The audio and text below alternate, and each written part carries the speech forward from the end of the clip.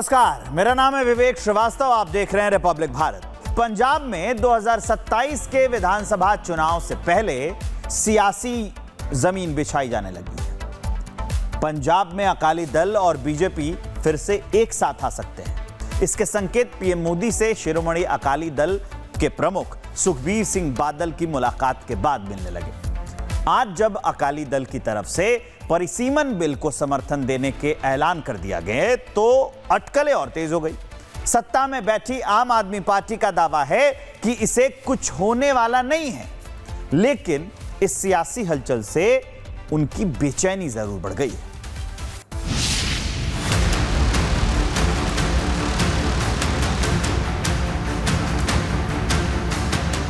पंजाब में विधानसभा चुनाव से पहले सियासी हलचल तेज हो गई है। एक समय पुराने दोस्त रहे बीजेपी और अकाली दल फिर साथ आने वाले हैं। पिछले 48 घंटे में दो ऐसी घटनाएं हुई जिससे इसके संकेत मिल रहे हैं।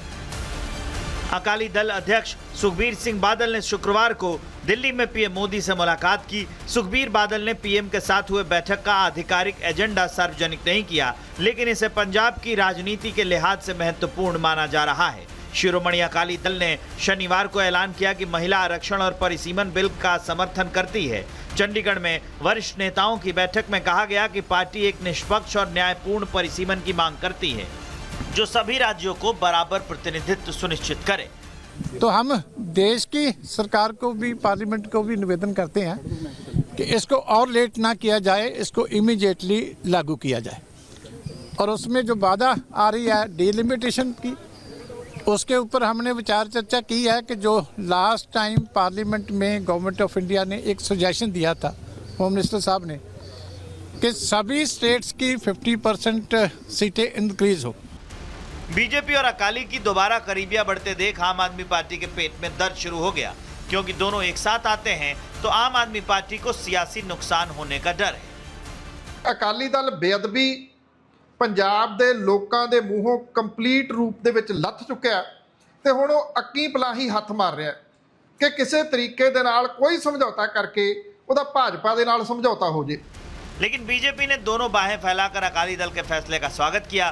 केंद्रीय मंत्री किरण रिजिजू ने पोस्ट कर लिखा, मैं शिरोमणि अकाली दल के लिए गए फैसले का स्वागत करता हूं। हमें महिलाओं को सशक्त बनाने के लिए एक निष्पक्ष और न्यायपूर्ण परिसीमन के लिए एकजुट होना चाहिए, जो समान प्रतिनिधित्व सुनिश्चित करे।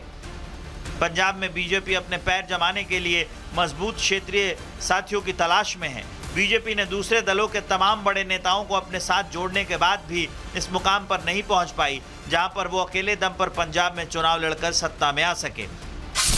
पंजाब की सियासत में लंबे समय तक बीजेपी और अकाली दल मिलकर चुनाव लड़ते रहे हैं। इसका सियासी फायदा दोनों ही दलों को मिलता रहा है। किसानों के मुद्दे पर 2020 में दोनों की 25 साल पुरानी दोस्ती टूट गई। इसके बाद अकाली दल और बीजेपी दोनों अकेले अकेले चुनाव लड़कर अपनी अपनी सियासी हैसियत का अंदाजा 2022 के विधानसभा और 2024 के लोकसभा चुनाव में लगा चुके हैं।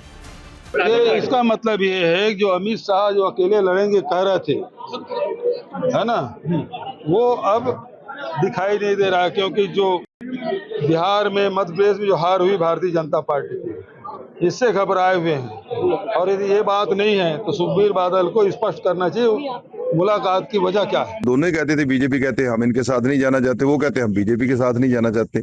बेसिकली दोनों जीरो है, और दो जीरो मिलकर क्या बनेगा? कुछ भी नहीं। तो दोनों एक दूसरे का कंधा ढूंढ रहे हैं, इसीलिए उनको जमीन पे पता चल चुका है, दोनों से लोग खफा है। 2027 के विधानसभा चुनाव में पंजाब से आम आदमी पार्टी को उखाड़ फेंकने के लिए अकाली दल और बीजेपी का एक साथ आना दोनों की सियासी मजबूरी है। हिंदू सिख वोटर कभी अकाली दल और बीजेपी गठबंधन की ताकत हुआ करते थे, उसे दोबारा जिंदा करने के लिए हाथ मिलाना जरूरी है। Bureau report, Republic Bharat.